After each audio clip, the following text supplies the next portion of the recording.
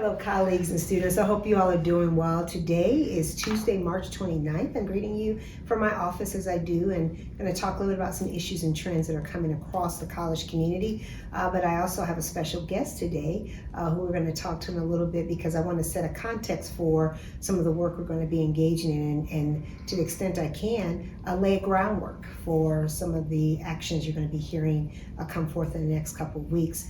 With that being said, let me go right into a few things that we've been engaged in.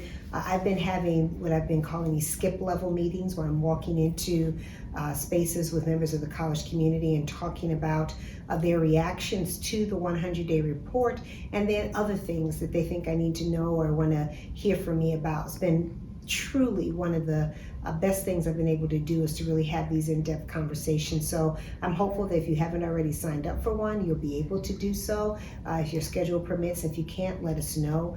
These have been really powerful conversations, so I thank you for that.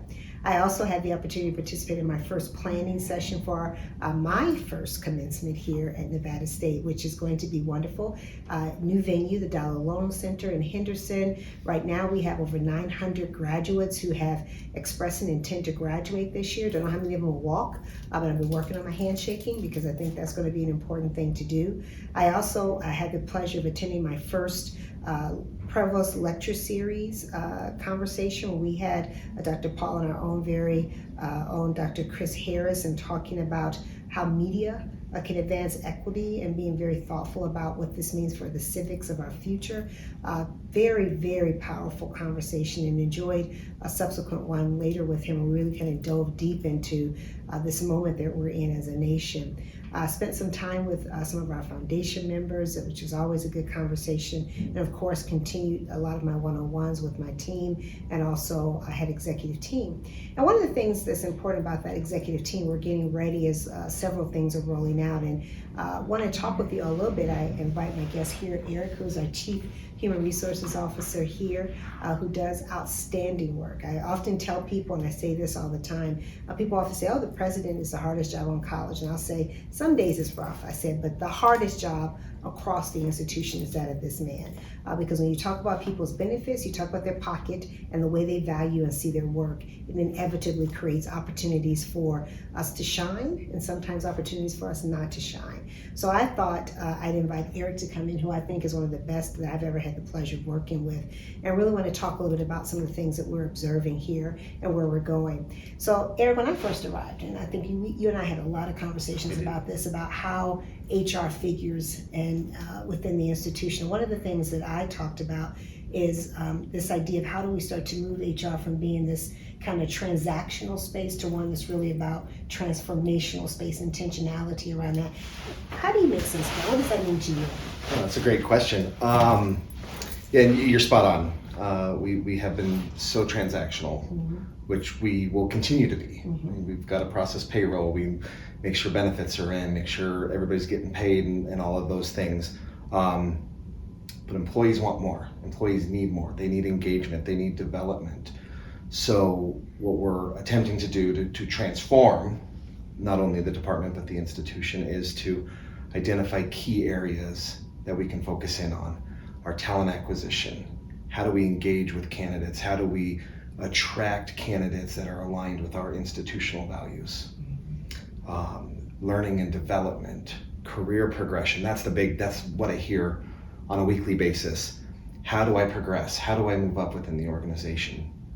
So we want to focus on how do we build competency levels for our employees so that they can move from where they are today to where they want to be tomorrow. Employee engagement, that's the big one. We spent the last 2 years, my goodness, I have to share. I was talking to my wife, and I realized 2 of my 3 years were COVID years. And it's home, and we see how our employees were displaced, and we're bringing them back, and we're excited, right? Every day I show up, I'm like, oh, it's good to be back. But we see that our employees need some guidance.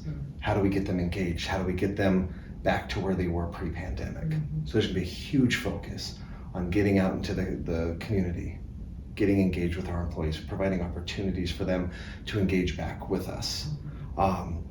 Those are some of the key pieces. There's a little bit more, Well, talk to me about how you're going to approach this work, because so obviously I talked about it at the state of the college. We've had some subsequent conversations. I know you've been doing a really good job of kind of gathering different ideas. How are you going to start this, rejuvenation or reinvention of HR? Yeah, well, it's going to start with stakeholder input. We are putting together an HR advisory group. The unique thing or the great opportunity that I have is to engage some external folks on this group, which I'm doing, as well as our internal folks that have expressed an interest in the work that we're doing, folks that are natural leaders on our campus community that can help, as you say, help me carry the water on this work that we're doing. So that's step one. We're getting the group together, we're gonna meet, we're gonna look over the plan, the draft plan that has been put together, and really identify gaps, identify additional opportunities, highlight some of the exceptional things that we're gonna be looking at. And from there, it's going to be putting the work in. Hoping to do what I'm calling a grand reopening of HR. Give the opportunity for campus to come and hear about the work that's going to be done, provide some input on that work that's going to be done, and then open opportunities for focus groups, working groups. It's going to take a village. Yes. So it's not going to happen overnight? No. Or even by the end of the year, this is all going to be fixed? No. This is a multi-year. There will be components. We will have some pieces in place by July 1. We'll have some pieces in place over the next year.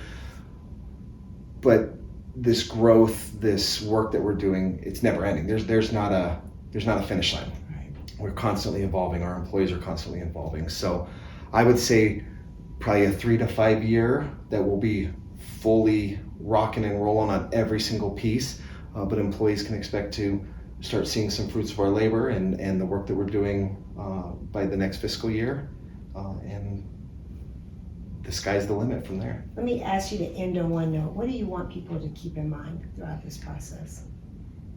That's a great question. I'll just go, it's not an overnight process. It's not an easy process. We've got close to 900 employees.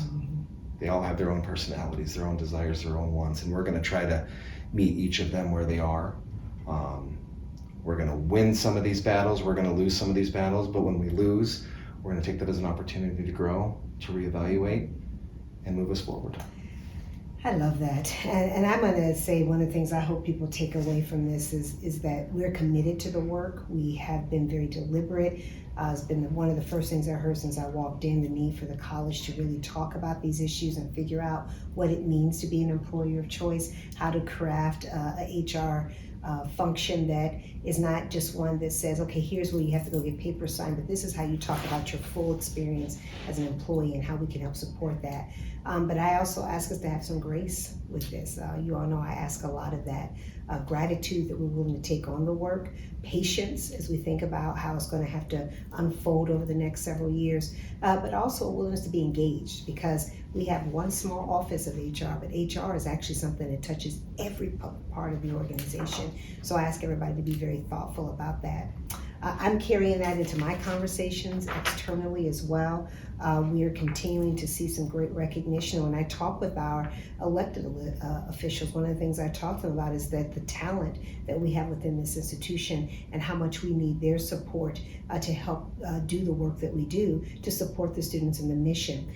So much so that we've had some of our elected officials come and talk with us. Our current Lieutenant Governor, Lisa Burkhead, came to see us and had a tour of our glorious education facility. We had Senator, Catherine Cortez Masto do a tour of our Early Childhood Development Center, and also come to talk to us about the $1.1 million that she was able to help secure from the federal government. We also had Congresswoman Susie Lee come and tour our simulation centers as it relates to our nursing facility. I met with students there. Almost $650,000 came from her. Again, this congressionally directed support for us. We're so grateful to them. They understand us. They get our mission. They want to be a part of our story. So I invite you to be actively engaged around the decisions you make around elections. Who are the folks who show up for us and who show up in ways that are important to you as a member of this community. I want to continue to be grateful to our local leadership. Just spent some time a few minutes ago with Mayor March,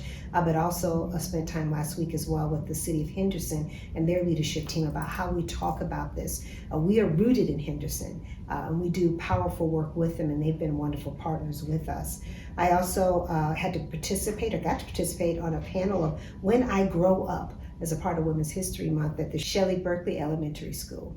I met with the new CEO, Dr. Brown at Nevada Partners, and also spent time with the new president or CEO of Intermountain Health, and last but not least, my mentor of ASCU, the American Association of State College and Universities, Dr. Millie Garcia. She's my mentor in my year-long new president function for this type of institution. She has been wonderful in giving me good feedback and good validation and things for me to think about. As we move forward, I always ask you to take care of yourself. Practice grace and dignity and profound pride about this mission. Keep in mind when you see opportunities to get in, that you fit in, we can get in. So when you see Eric's notes come out in the next week or two about ways to get engaged around this work, please do so. And then I also would say, I want to tell you that I have had the opportunity to spend a lot of time talking with people about our institution, and to a person, they believe in this mission. So when I got to go into our early childhood center and to see what that center is and what it can be for the community, and to hear how it plans to be responsive and do the work differently, I have to tell you, I have even a deeper pride for Nevada State College, and I hope that you have it as well. Besides, the best thing, they got little seats and little bathrooms and little mirrors. It's the best thing ever, and I hope that each of us have pride for both the little things, but also the big things that we're doing here at our institution. Until next time, take care and be well.